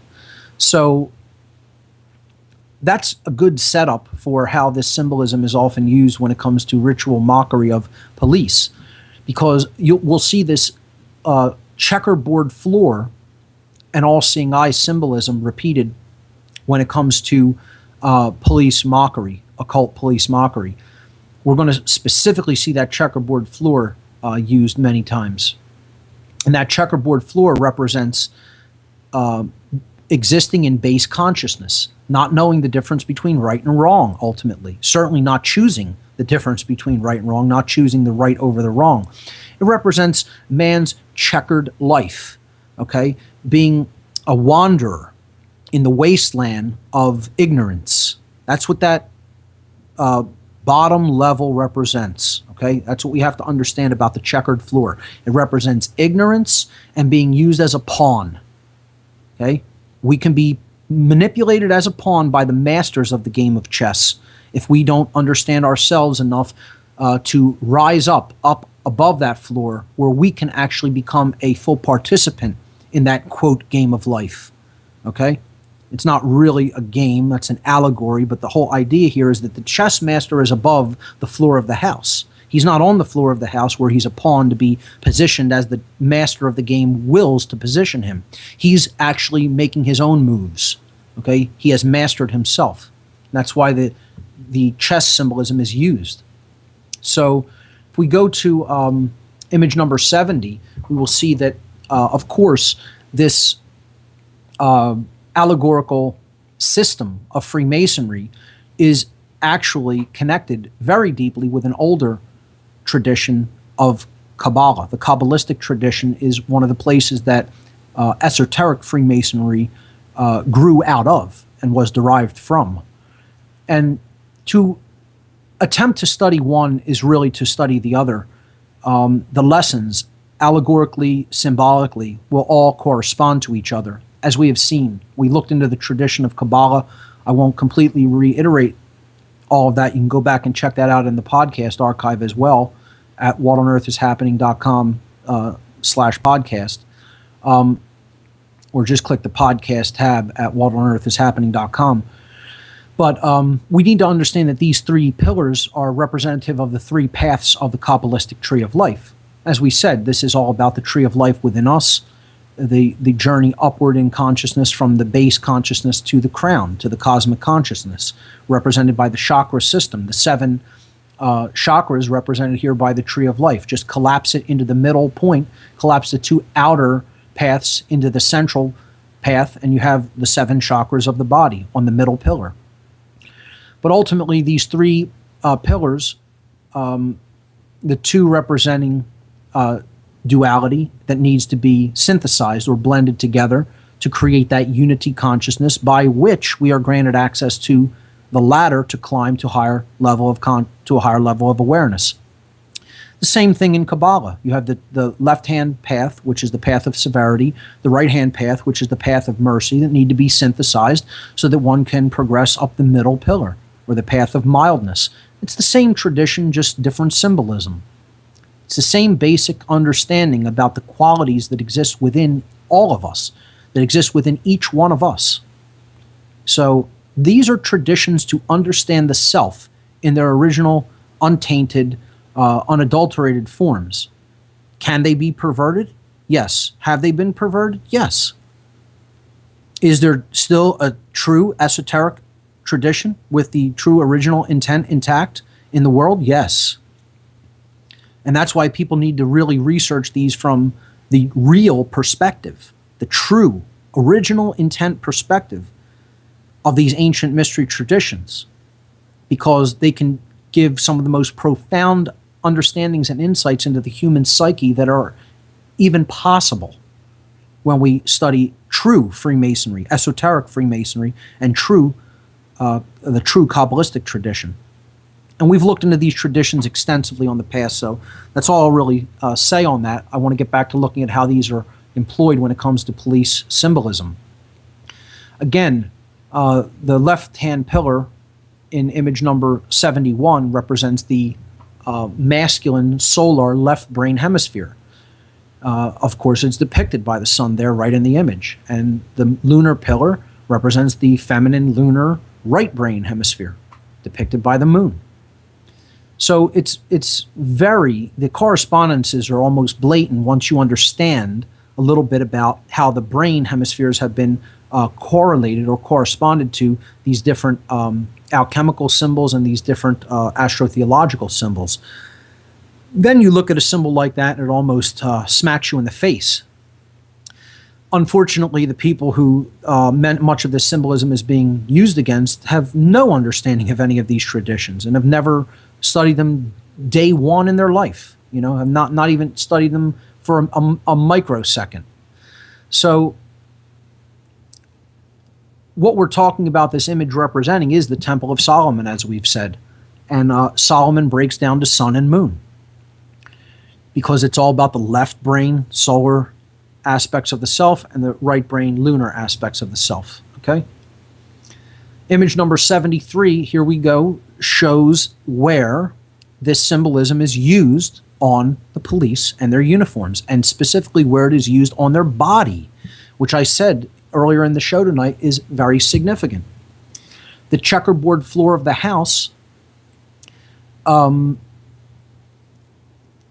represents base consciousness, not truly knowing the difference between right and wrong, being a pawn in someone else's game, not being a master of self, but being owned by someone else.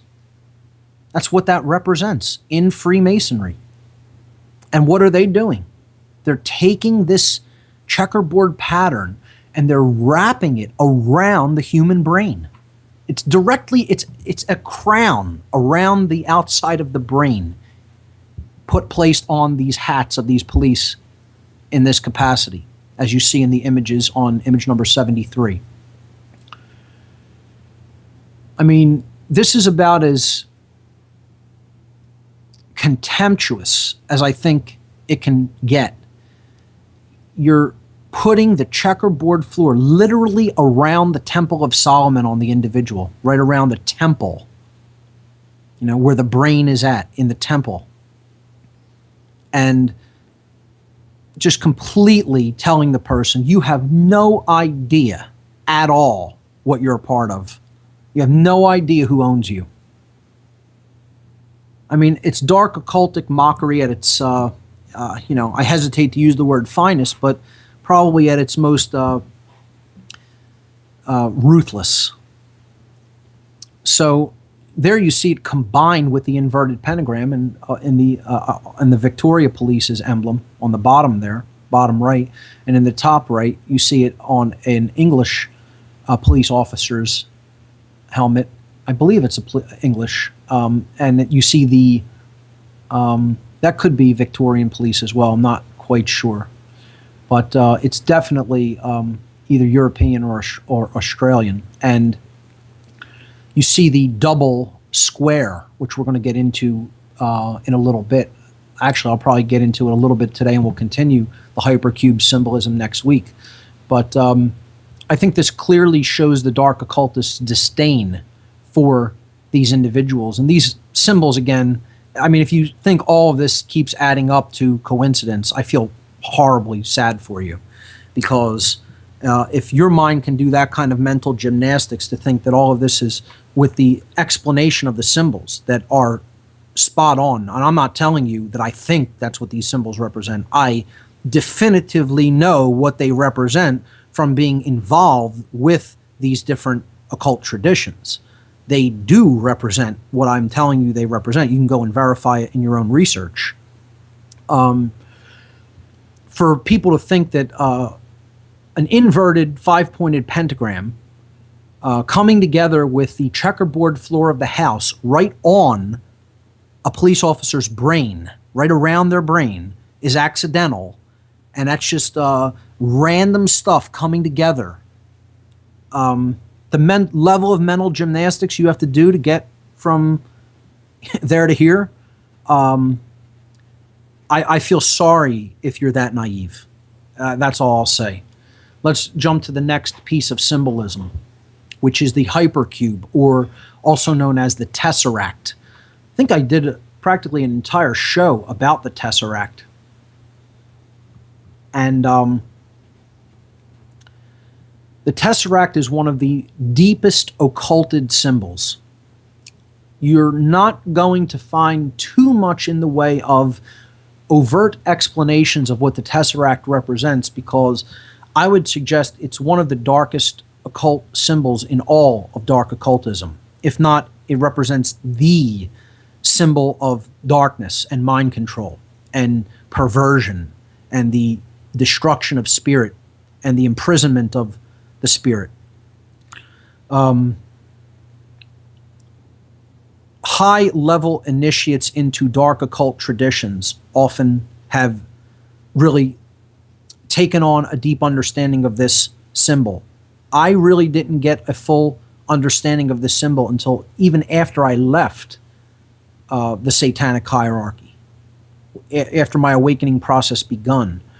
I saw it used and employed, and I know people who referred to it, but my understanding of it didn't even evolve until kind of when I was beginning my wake-up process, and I was understanding how it was being used when I saw it employed, even when I was in the dark occult. So we need to understand that this is a symbol of a prison. Okay, this is a symbol of how a dark occultist sees the world in their poisoned, dark worldview. We can better understand this when it comes to looking at dimensions or densities. And again, I wouldn't say that this is really how the dimensions of our world operate, but it's a rudimentary and simplistic way of looking at it.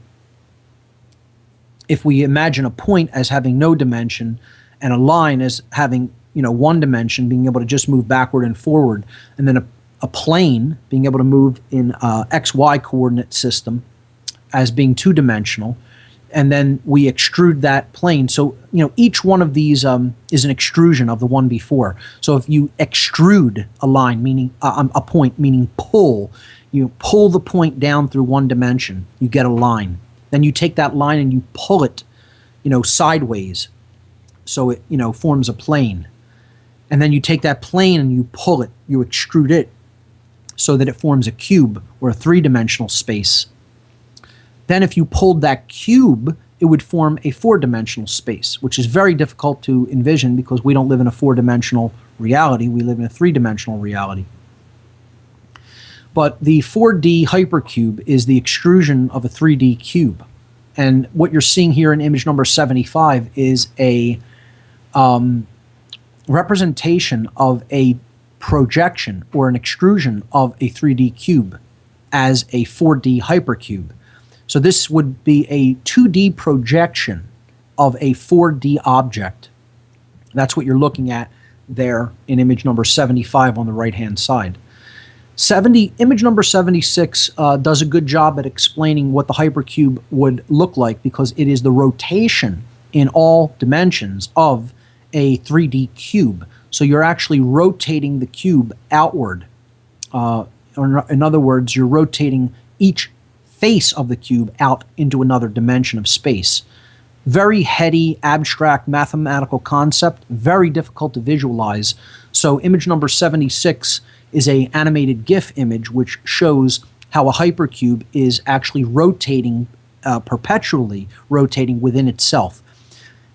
In this way, it can be seen as a self-creating shape that is always feeding into itself in a feedback loop. And this could be looked at as a box that can never be escaped from. Okay? It can be looked at as a prison of the mind inside the prison of the physical world. So being in the world and of it. Not being in the world and not of it, but really being identified with base consciousness, and physical world is all there is mentality. Okay? It's the symbol of that identification and level of mind control. So the inner cube would represent the mind being held prisoner in the outer cube, which represents the physical world as a prison, if that's how one were inclined to see it. And this is the dark occult worldview. The dark occult worldview is that everything is a prison, that natural law, cosmic law is all set up as a prison for the soul, when in fact nothing could be further from the truth. It's something that is there to help guide us evolutionarily, and it's the boundary conditions that this entire universe operates according to that higher cosmic law, and it's there for our evolutionary growth and development in this construct for experience. The dark worldview, the dark occult worldview, sees this whole place as a prison, and their ultimate objective is let's rule it. Let's rule this prison. Better to reign in hell than serve in heaven. A very poisonous ideology, to be sure. We'll pick up on how this dark occult hypercube symbolism is used on next week's show, because unfortunately that's all the time we have on this first ad-free show. We'll pick it up ad-free next week.